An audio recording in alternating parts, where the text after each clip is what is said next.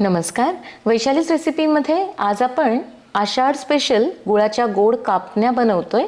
तर लगेच आता या खुसखुशीत कापण्या कशा बनवायच्या ते पाहूया. गुळाच्या कापण्या बनवण्यासाठी इथे मी अर्धा कप गूळ घेतलाय. तर यासाठी आपल्याला साधाच गूळ वापरायचा आहे, चिक्कीचा गूळ घ्यायचा नाही. आणि हा गूळ मी किसणीवर किसून घेतलाय, म्हणजे पाण्यामध्ये अगदी पटकन विरघळतो. तर आता यामध्ये अर्धा कप अगदी गरम उकळतं पाणी घालूया. गरम पाण्यात गूळ असा विरघळून घेतला म्हणजे कापण्यांना थोडासा कुरकुरीतपणा येतो. त्यामुळे थंड पाण्याऐवजी गरम पाण्यातच गूळ विरघळून घ्या. चमच्याने आता सतत हलवत आपल्याला हे मिक्स करून घ्यायचं आहे.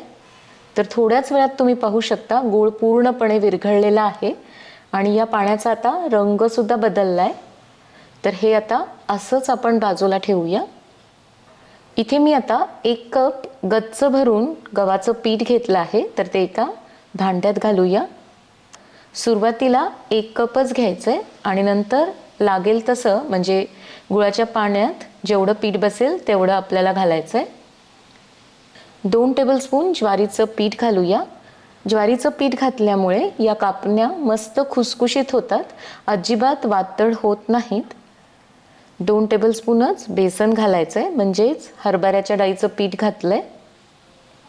चिमूटभर मीठ घालूया आणि हे कोरडे जिन्नस आता मिक्स करून घ्यायचेत. सगळं मिक्स करून झालेलं आहे. तर आता यामध्ये 3 चमचे आपल्याला गरम केलेल्या तुपाचं मोहन घालायचं आहे.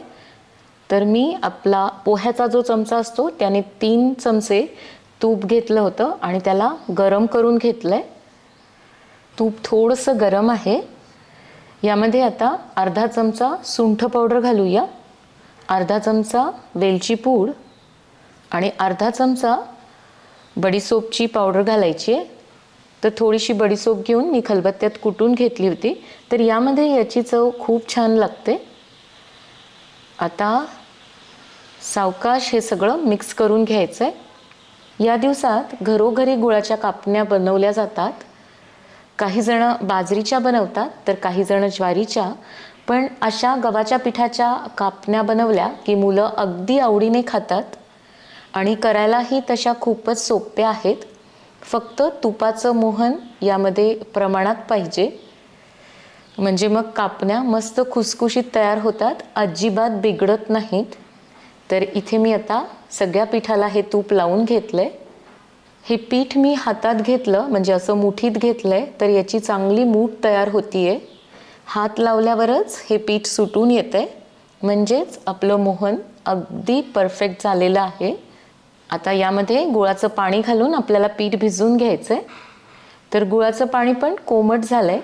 गाळणीने ते गाळून घेऊया, म्हणजे गुळामध्ये काही कचरा असेल तर तो वर राहतो. आणि आता पीठ भिजवून घ्यायचंय. यासाठी आणखी गव्हाचं पीठ लागणार आहे. तर मी आधीच अर्धा कप भरून ठेवलं होतं. तर जसं लागेल तसं घालूया. तर थोडं थोडं करून मी सगळं अर्धा कप पीठ वापरलं आहे. आत्तापर्यंत एकूण यासाठी 1.5 कप गव्हाचं पीठ लागलंय. तर पीठ आता इथे भिजून झालेलं आहे. छान असा सॉफ्ट गोळा तयार झालाय. हा असाच आपण 15 मिनिट ठेवूया, म्हणजे हे पीठ छान मुरतं आणि कापण्या एकदम मस्त तयार होतात. 15 मिनिट झाल्यानंतर पुन्हा थोडंसं पीठ मळून घ्यायचं आणि यातून एक गोळा काढून आता पोळपाटावर ठेवून लाटून घ्यायचा आहे. आपण चपाती पोळी जशी लाटून घेतो त्याप्रमाणेच लाटून घ्यायचं आहे. तर तुम्ही पाहू शकता अगदी मस्त असं पीठ तयार झालं आहे. याला वरून पीठ लावायची अजिबात गरज नाही आणि पोळपाटाला पण हा गोळा चिकटत नाही आहे. थोडंसं लाटून झालं की यावरून आपण तीळ घालूया. तुम्ही तिळाच्या ऐवजी खसखससुद्धा वापरू शकता. थोडेसे तीळ घालून पुन्हा लाटण्याने लाटून घ्यायचं आणि दुसऱ्या बाजूने पण तीळ लावून घ्यायचेत, म्हणजे दिसायला आणि खायलासुद्धा कापण्या एकदम छान लागतात. तर आता दोन्ही बाजूने तीळ लावून मी ही पोळी लाटून घेतली आहे. आपली नेहमीची चपाती असती त्यापेक्षा थोडंसं जाड ठेवायचं आहे. आणि आता याला कट करून घेऊया. तर मी इथे पिझ्झा कटर असतं ते घेतलंय. तुम्ही सुरीने सुद्धा कट करून घेऊ शकता.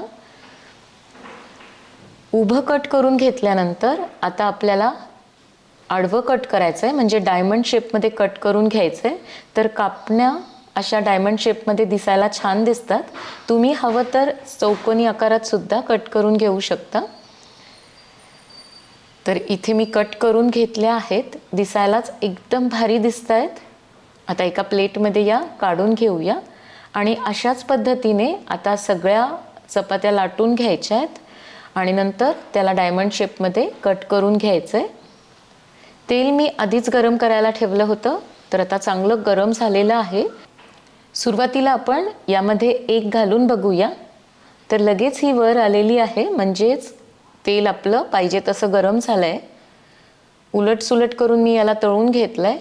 तर छान असा रंग आला आहे. काढून घेऊया आणि आता भराभर यामध्ये सोडायच्या आहेत. कापण्या सोडल्यानंतर आता गॅसची फ्लेम मीडियमवर करूया आणि थोड्या वेळ याला अजिबात झारा लावायचा नाही. थोड्याशा तळल्या गेल्या की त्या आपोआप वर येतात, मग पलटून घ्यायचं आहे. आता या थोड्याशा वर आल्या आहेत, तर पलटून घेऊया. तर मी नेहमी थोड्याशा मोठ्याच कापण्या बनवते, म्हणजे दिसायला त्या भारी दिसतात आणि तळल्याही व्यवस्थित जातात. उलटसुलट करून याला आता छान डार्क असा रंग येईपर्यंत तळून घ्यायचं आहे. रंग यायला सुरुवात झाली की मग मात्र गॅसची फ्लेम लो टू मीडियमच्या मध्ये ठेवायची आणि तळून घ्यायचं, म्हणजे मग एकदम कुरकुरीत होतात. फार जर तुम्ही गॅसची फ्लेम मोठी ठेवली तर मग पटकन तळल्या जातात. नुसता रंग येतो पण खायला कुरकुरीत लागत नाहीत. सुरेख असा याला रंग आलाय, मस्त तळल्या गेल्यात, दिसायलाच खरपूस दिसत आहेत. तर काढून घेऊया. दुसऱ्या बॅचला मी पहिलेपेक्षा थोड्याशा जास्त सोडल्या आहेत. सुरुवातीला गॅसची फ्लेम मीडियमवर ठेवायची आणि थोडासा कापण्यांना रंग आला की मग मात्र गॅसची फ्लेम थोडी कमी करायची आणि छान रंग येईपर्यंत तळून घ्यायचं. आता अशाच पद्धतीने सगळ्या कापण्या तळून घ्यायच्या आहेत. तशा करायला खूपच सोप्या आहेत, फक्त काही गोष्टी लक्षात ठेवायच्या आहेत. तुपाचं मोहन योग्य प्रमाणात घाला आणि तळताना गॅसच्या फ्लेमकडे लक्ष द्या. उलटसुलट करून चांगला डार्क रंग येईपर्यंत तळून घ्यायच्या आहेत आणि कापण्या तळून घेतल्यानंतर पूर्ण थंड करून घ्यायच्या आणि मगच एखाद्या बरणीत किंवा डब्यात भरून ठेवायच्या, म्हणजे संपेपर्यंत छान राहतात. तर अशा पद्धतीने अवश्य करून पहा आणि केल्यानंतर कशा झाल्या कमेंट करून मला जरूर कळवा. व्हिडिओला लाईक आणि शेअर करायला अजिबात विसरू नका. चॅनलवर नवीन असाल तर सबस्क्राईबही जरूर करा. पुन्हा भेटूयात एका नवीन रेसिपीसोबत पुढच्या व्हिडिओमध्ये. तोपर्यंत मस्त खा आणि मस्त रहा.